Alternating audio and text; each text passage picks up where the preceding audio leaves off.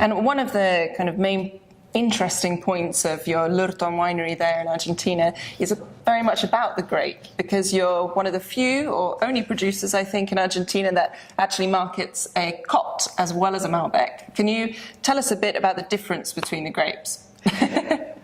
The Cot is a bigger producer than the Malbec. So if you don't reduce the production of the Cot, generally you don't arrive at the same suavity, same nice sweet tannins that you can have on the Malbec. So for that, the Cot does not have so much a good reputation.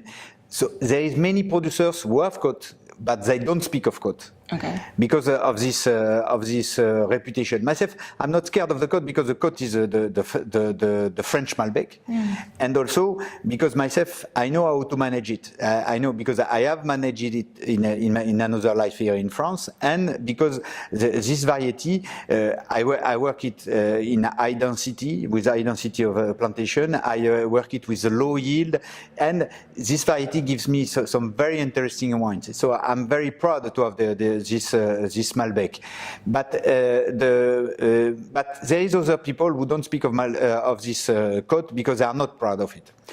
That's the point. The differences between the two, the Malbec is a variety which has developed inside the country, which has crossed the Andes, coming from Chile, coming with roots. It's not you can carry a plant by seeds. If you want to go with the seeds, you replant the seeds, and there, when you plant the seeds, there is a huge transformation after that. The plant adapts to the soil and to the climate, and it's a big degenerescence. But the Malbec has come on roots, and it's probably one of the best Malbec of France which has come. This variety has disappeared in France.